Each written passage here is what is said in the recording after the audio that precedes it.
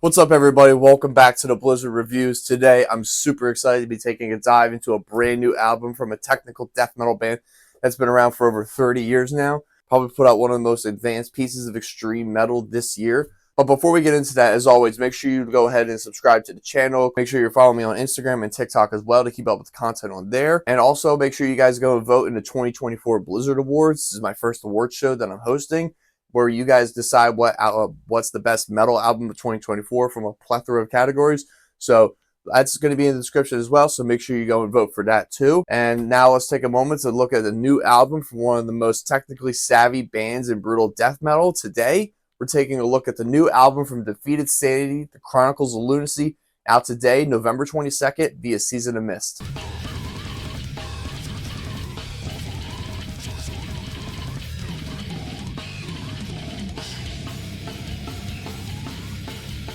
Defeated Sanity is a technical brutal death metal band formed back in 1993 by drummer and founding member Lily Grubber with his father Wolfgang Tusk. Grubber was influenced by a lot of the brutal death metal that was happening in the States between bands like Disgorge, Vertiquin, Malignancy, Monstrosity, and beginning to adapt a lot of those sounds into a lot of the stuff that he was playing with his dad, and that being mainly jazz fusion. With the father and son duo being drums and guitar respectfully, they're able to start constructing some of the most extreme forms of brutal death metal, adding a lot more technical elements. Wolfgang unfortunately passed in 2008, and since then Grummer has taken over the role of writing most of the band's music, as well as kind of honing in on the idea of what really good brutal death metal sounds like.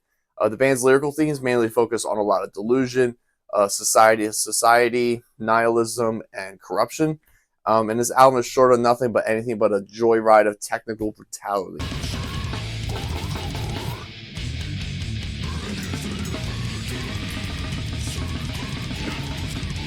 The album opens with the leading track, Amputationstrong, talking about this doctor, scientist, or surgeon creating this absolute horror monstrosity with lyrics be like, to be whole, I must sever what is not my own, and getting off on the idea that mutilating somebody or a number of people to the point of creating this sort of monstrous amalgamation, getting, off on that.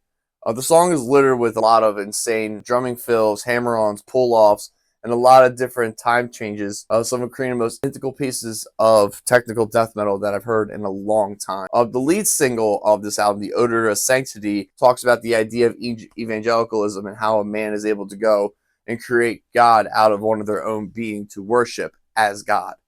Even though they're facing hypocrisy from faith because, it's kind of one of the testaments to not worship man as God. Just kind of talking about how easy people are deceived and manipulated to fall in line with these sort of ideals and radicalisms behind evangelical Christianity. The title track for the album, The Chronicles of Lunacy, really feels like it's taking a deep dive into the human psyche and how far you're really able to go when things are really messed up in your life in this world, and what it really does to a person's mind.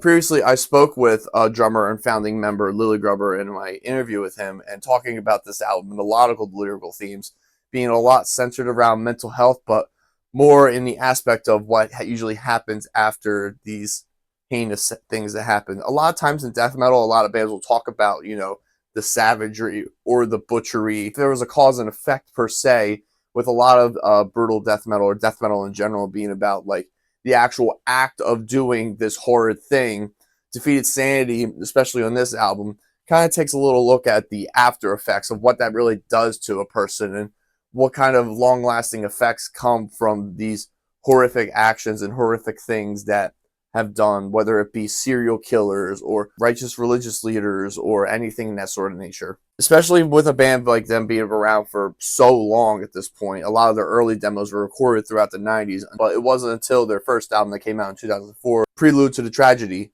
where you see the band kind of take full shape with everything. The drumming on this album really sets the entire pace with its frequent shifts in pace and tempo, adding to the entire sort of hysteria that is going on with this album. Accelerating the Rot is a really interesting track. The song itself is about a guy really wanting to kill drug addicts with their own medicine, kind of accelerating these people's demise, I guess, in life, to people who have succumbed to drug addiction, and this individual wanting to keep it going because they've already seen them as lower than human and wanted to just kind of rid them of this world. The band has been described as being both a brutal death metal band and a technical death metal band, and I feel like this might be the best combination of the two, especially in the song Temporal Disintegration, with insane slamming riffs that are very reminiscent of Internal Bleeding, Suffocation, Skinless, but then just flipping to absolute intricate technical riffs, blast beats galore in the vein of Necrophagist or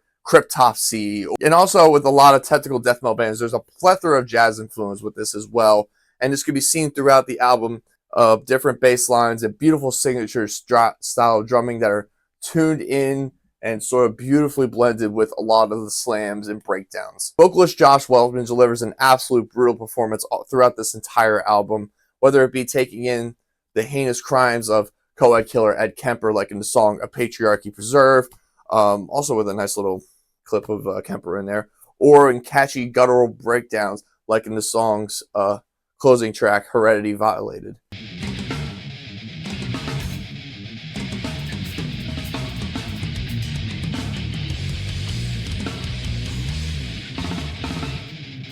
Overall, Defeated Sanity have delivered just another classic brutal death metal album, something that's going to be loved for lovers of extreme music and rejoiced by a lot of the band's earlier fans. I would give this album probably a 7.5 out of 10. I would definitely put this up there with one of my personal favorite technical albums of the year. Definitely along the lines of definitely less more reminiscent of a lot of the band's earlier stuff, but as well as adding in sort of just kind of going back to their roots on their sound, truly. As of now, the band's going to be going out on a tour next year, featuring Putrid Pile and the Violently Vomit, with a plethora of support dates on there. So go check that out if you're over across the pond.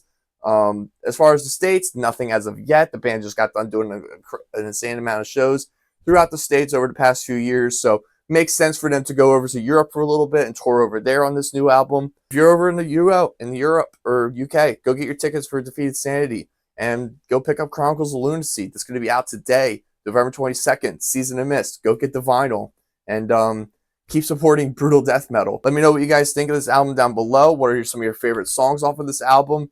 Make sure you guys like, share, comment, subscribe, and yeah, I'll see you guys on the next reaction video. Make sure you check out my interview with Lily Grubber as well. We had an incredible conversation talking just about the album and newer bands and a lot of different stuff. So make sure you go check that out at the link in my bio. And thank you guys for watching. Take care. Bye-bye.